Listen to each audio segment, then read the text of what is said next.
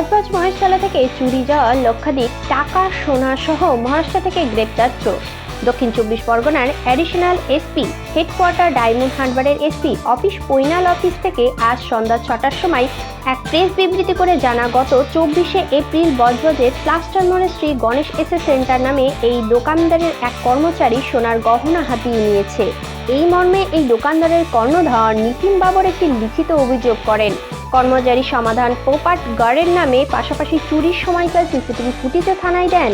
পুলিশকে নিতিন জানিয়েছে, এই কর্মচারী 1.5 বছর আগে তার এই কেন্দ্রে কাজে লাগিয়েছিলেন। সিসিটিভি ফুটেজকে হাতিয়ার করে তদন্ত নামে বজবজ থানার তদন্তকারী আধিকারিক। পরবর্তী সময়ে এই লোকেশন তার দেশের বাড়ি মহারাষ্ট্রের সিরাজ পুলিশ স্টেশনের সারাপুর দেখাচ্ছে। সেখান থেকেই বজবজ থানার তদন্তকারী আধিকারিক তাকে গ্রেপ্তার করে চুরি যাওয়া গহনা 475 গ্রামের মধ্যে 375 গ্রাম সোনা, যাহার বাজার মূল্য 3,17 লক্ষ টাকা, যা নগদ 24,000 টাকা উদ্ধার করা হয় পুলিশ।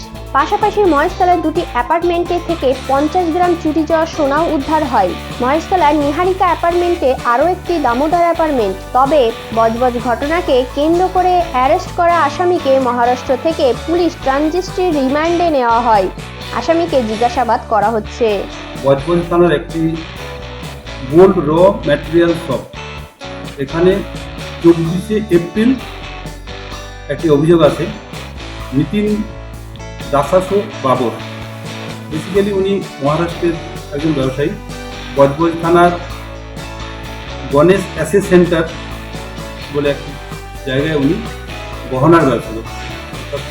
উনি সোনা কিনে এনে বিভিন্ন খুচরো যারা দোকানে তাদেরকে উনি এটা দিতেন, সাপ্লাই দিতেন, বিক্রি করতেন।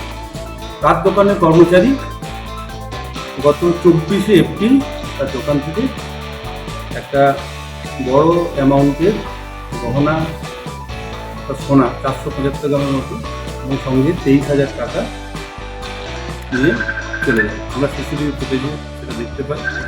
আমাদের কাছে অভিযোগ আসার পর আমরা তদন্ত শুরু করি। সর্বমোট ওনার হিসাব অনুযায়ী বা স্বর্ণমুদ্রা যেটা সোনার যে দাম সেটা হিসাব অনুযায়ী 31,70,000 টাকা এর মূল্য এবং সঙ্গে 23,000 টাকা, সব মিলে প্রায় 32 লক্ষ টাকা নিয়ে সোনারি কর্মচারী চলে যায়। এবং গত 3 মাস ধরে আমরা আমাদের যে স্পেশাল অপারেশন গ্রুপ আছে তারা নিয়মিত পর্যবেক্ষণে রেখে গত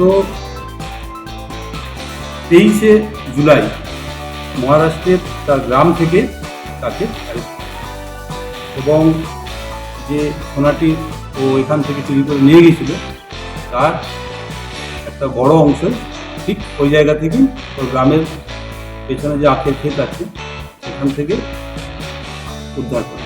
আসামির নাম হলো সমাধান পোপাট গোরাত।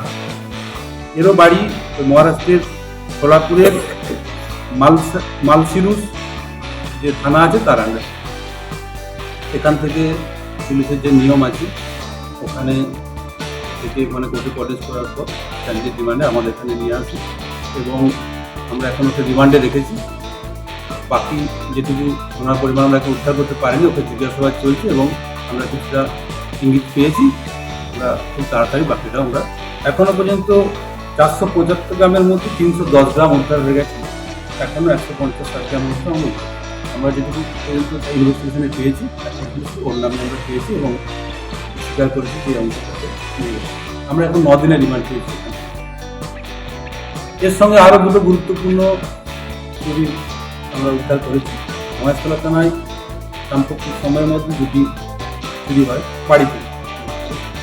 একটি 16/7 দামোদর ভবন বলে একটি আবাসন থেকে, ওখানে প্রায় 30 গ্রামের মতো বিভিন্ন সোনার অর্নামেন্ট বাড়ি থেকে চুরি হয়ে যায়।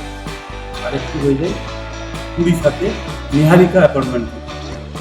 আমাদের কাছে অভিযোগ আছে, অভিযোগের পর আসার পরপরই আমরা নির্দিষ্ট ধারায় অভিযোগ গ্রহণ করে টেস্ট করি এবং তদন্ত শুরু করি এবং তদন্তে নেমে আমরা আমাদের যে আনুষ্ঠানিক প্রক্রিয়া আছে তার মাধ্যমে আমরা ইনভেস্টিগেশন করি এবং আসামি অ্যারেস্ট করি।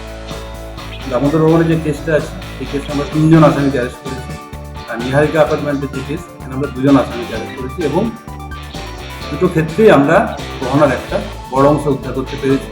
এই দুটি ক্ষেত্রেও আমাদের আসামিরা আমাদের রিমান্ডে আছে এবং বাকি যেটুকু এখনো রিমান্ড পিরিয়ডে আমরা আশা করছি এভাবেই জেলা পুলিশ ক্রাইম ডিটেকশনের কাজে নৈতিক কাজে সবসময় লেগে আছে।